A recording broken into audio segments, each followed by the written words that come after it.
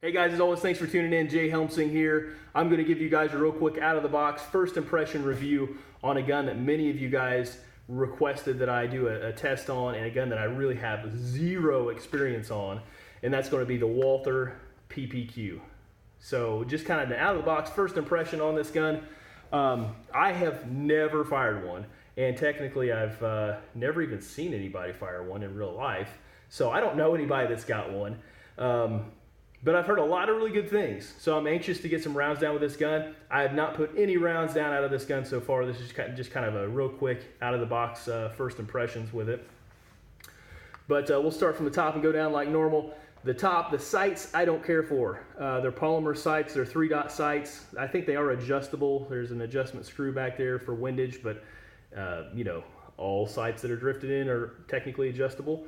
So, you know, I don't really care for the sights. The sight picture is pretty average. There's nothing, you know, to write home about. It'll get the job done, but nothing too great going on up there. I will probably replace these sights, and that's what I'd recommend most people do. I just don't like carrying around polymer sights. I think it's too much of a risk. There's too much that could go wrong, and I just don't think they're really reliable on a defensive handgun. Moving further down, we'll talk about the slide next. I really like these front serrations, the way they're cut in, and for that matter, I really like the rear serrations. Nicely done. They've got nice distance in between them. It offers a lot of grip. The finish on the slide is really nice as well. It's one of those semi-grippy. It doesn't have the high gloss going on. It tends to be a little bit slick. It's got a pretty grippy feel to it, and it's just a gun that I feel like you could manipulate pretty easily. I really like this cutout here, the way they did the barrel cutout. So if you notice on the opposite side, it's also cut down just a little bit. Obviously the entire top is exposed, and then you got a nice deep cut down here to help with extraction of the round. So I think it's going to help in reliability, just given the spent casing somewhere to puke out of. It seems to be you know, kind of good rule of thumb if you look at like the Beretta series with the open slide and that sort of thing, where as long as the pawl on the extractor does its job, there's nowhere else for that spent casing to go besides out of the gun. So I really think it's pretty well engineered up there. I like these anti-glare ribs up here like you'd see in maybe some of the CZ75 series.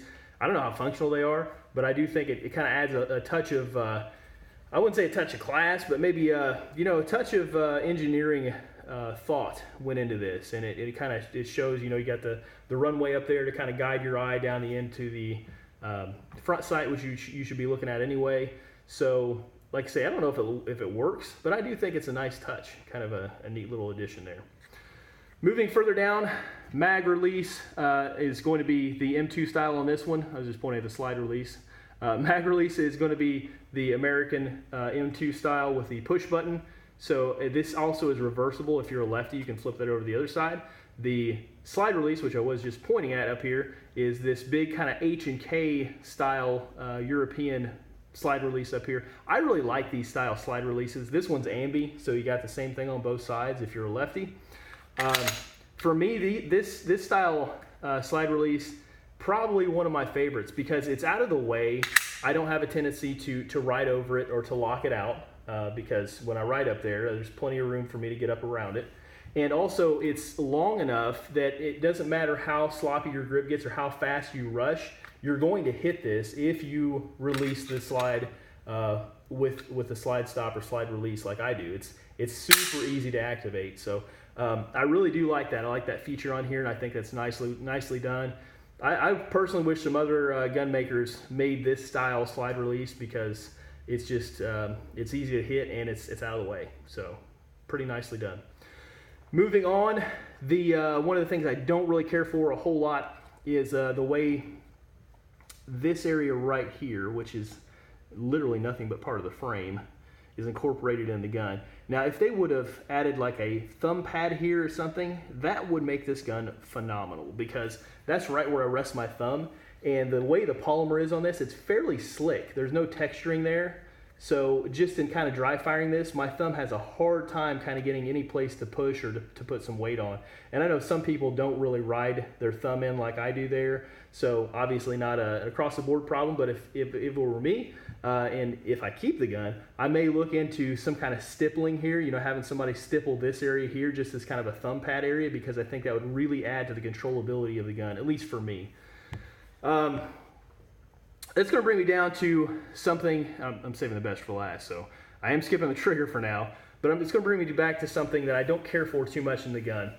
This M2 model, which is technically, I think it's the only model that I own, because I'm not a big fan of the paddle releases, because when you have to use a gun in a defensive situation, and I've been there in a combat role, where you have to use a gun in a serious environment to end life or to protect life, you're going to turn into a caveman.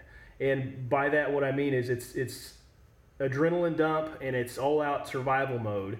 And I know for sure that for my tiny Neanderthal brain, when I'm in fight or flight mode, for me to remember to hit that European style mag release is not going to happen. So it's going to be something I fumble with if I need to use it. This M2 style button here is something that's muscle memory. When I think about dropping the mag out, and I tell my brain tells my body, drop the mag out of that gun, it's empty. That's the first thing I'm going to start doing, is pushing in this area with my thumb, because that's what all my other guns do. So with that said, the M2 is the way to go for me, at least, because that's what I'm used to shooting, and that's going to be what I'm most comfortable with. Now, as part of this addition here, obviously this was not necessarily engineered to have this style mag release. They kind of added these little ridges here, and I'll show you from the bottom.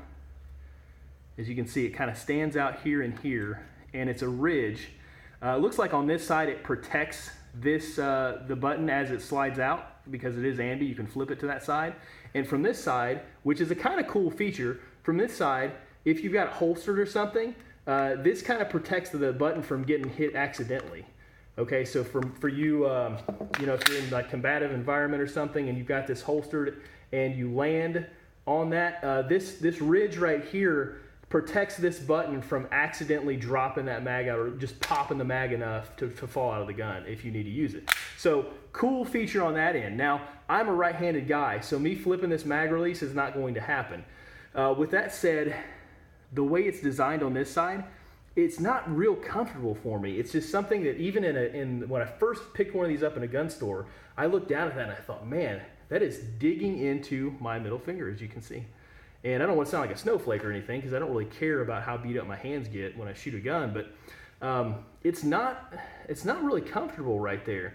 And I know a lot of people complain about like the Glock, the way they don't have a lot of space in here. You know, some people will just dremel that out or get it fixed there by an actual competent framesmith, but I don't complain about getting Glock knuckle.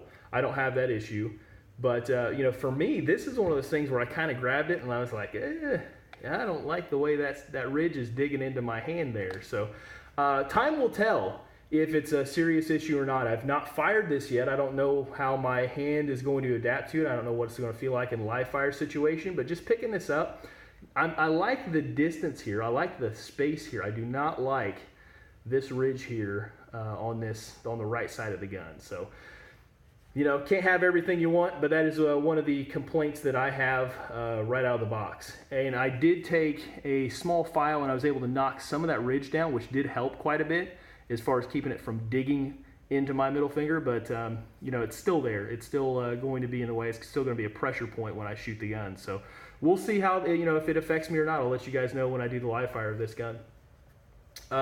Moving on down, the grip itself, nicely done, extremely ergonomic. I would say, just at least for me, this is a more ergonomic grip than I was able to get out of the VP9. So I really like the grip. It just kind of molds to your hand. This is not overly aggressive where you're going to have issues carrying it or anything, but at the same time, it does offer quite a bit of tactile grip. So you're able to really lock that into your hand. You know, not just with the ergonomics, but also with these grip panels here, and it wraps all the way around the gun. So I think the grip itself is very nicely done. Again, I haven't shot it, so I don't know how it's going to behave under those situations, but we'll see. Time will definitely tell. So mag, we'll talk about next. These magazines drop out really nicely, really quickly, even empty. So they're metal lined magazines.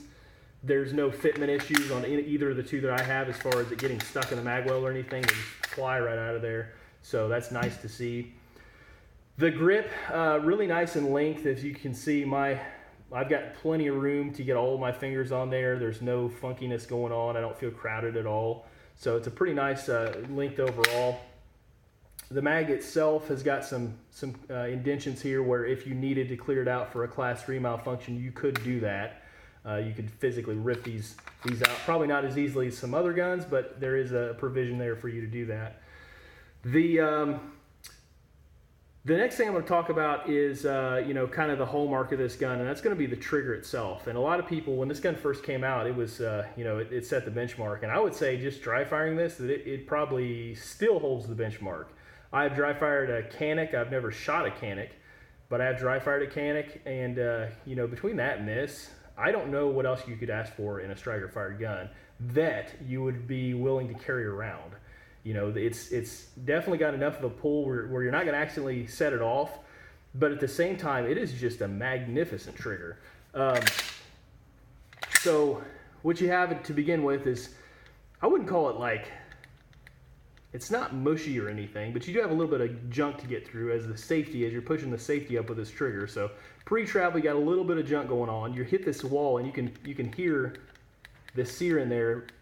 As you set on that wall, it's got a very pronounced wall, and just a little bit more, got just a little trigger movement, and then all of a sudden it breaks. There's no hang up, there's no mushiness, there's no stacking going on. It's just a nice crisp break.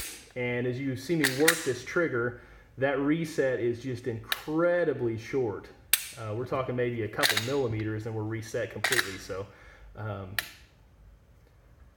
really, really nice trigger. So very anxious to put some rounds down with this based on the trigger alone. I really think it's going to be a fantastic gun to shoot quickly, and it's got a lot of really nice features. Something that I will talk about if you watch my VP9 video. The VP9 has some issues with reliability, which is kind of what made me turn my nose up at it. And this doesn't seem to suffer from those. So the slide itself is not nearly as easy to move back once it's cocked as the VP9 is. The VP9, you can just right back, move it right back out of battery. And also, with this gun, you can get it a little bit out of battery, and the trigger is still going to fire. The pin is still going to fall. It's not obviously enough for that barrel to start dropping out of the way, like back in here, where you're going to have a kaboom incident. Obviously, it's not going to fire when it starts dropping that barrel out, but just a little bit of movement, or if it doesn't lock all the way forward, it's still going to fire. Once I get it cocked, I'll show you that. So you guys can see it's still dropping that firing pin even back in here. So that's something I like to see out of a combative handgun. That's the same thing you'd see with like a Glock.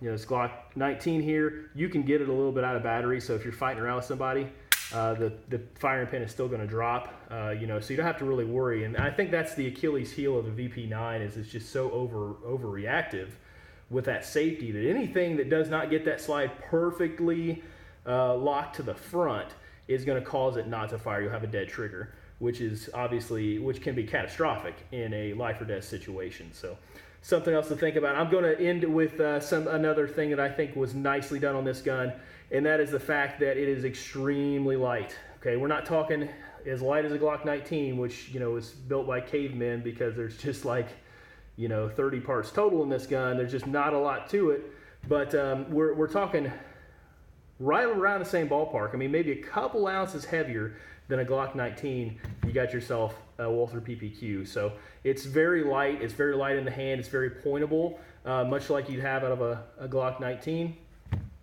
or a Glock 17 for that matter. So, and I didn't look at the literature. It may be the same weight as a Glock 17 or in the ballpark. Either way, they're both light. They're both extremely light. You're not going to find too many guns that are lighter than either of those. You're not going to find many guns at all lighter than the Glock models. So something to think about, something to talk about. You're not losing anything there. There's no extra weight with that fantastic trigger. And I'll break it down and I'll kind of show you why. The reason is there's just not a whole lot of stuff in here to go wrong. Just like you'd see with a Glock, and like I said, that kind of caveman style engineering, which I love. I think you need it as simple as you can get it, and Glock is like the KISS gun of all KISS guns, But there's not a whole lot to go wrong in here either. You got a few smaller springs and some detents and whatnot, but the actual firing unit itself, not much going on. So that's a lot, it says a lot, I think, for as simple of a design as it must be to have that nice of a trigger. So again, pretty cool design. I'll end this with showing you guys a comparison between this Walther PPQ Glock 19, which is the hallmark of carry guns, and I think these fit into a perfect band of functional guns. And I'm all about shooting and carrying functional guns. I don't carry anything that's massive that I'm going to have to suffer carrying around my waistband, because I typically carry my waistband. I don't believe in showcasing my gun for a would-be a criminal to see who's armed and who's not. I carry my waistband a lot, and I carry this size gun. The Glock 19 size gun is typically what I go to. And as far as dimensionally, we're right in that sweet spot here. I think if I line these slides up, we're going to see maybe a 1/4 inch of length difference. I get the beaver tail out of the way here I have on the Glock right now. So the slide's just slightly larger on the PPQ, probably about a 1/4 inch or so is all you're talking about. The stack height overall about the same, maybe just a hair leaning toward the PPQ as far as stack height, just a little bit. And then if you look down at the bottom here, and I'll put the magazines in so you guys can get a full picture of what we're talking about. So if I add the magazines in and I line these up, and again, this is not scientific whatsoever, but you can tell pretty easily we got just a little bit more length, and that looks to be, I don't know, maybe not quite 1/2 inch longer on the PPQ. So just to kind of put it in perspective, definitely a gun that you could carry concealed without an issue at all. And it is technically the same size, as far as I can tell, as a Sig Sauer P229. And as you guys know, these can easily be carried concealed as well. So obviously the beaver tail I'm not kind of taking out of consideration there, but overall slides about the same length of the gun, nearly identical with these two. So just to kind of show you there, it is about the size of a P229, and it does fit in that kind of magic band of where you want to be with a carry gun or even a duty gun. If you can get away with carrying a Glock 19, some departments carry Glock 19s. Some departments carry Sig P229s instead of the 226 because it's lighter and you got less to mess with and less that you're carrying around on a daily basis. So, if you can get away with having a fighting size pistol that's not exactly full out duty size, it's kind of that small duty size that falls into that kind of Goldilocks situation, not too big, not too small. Why not, right?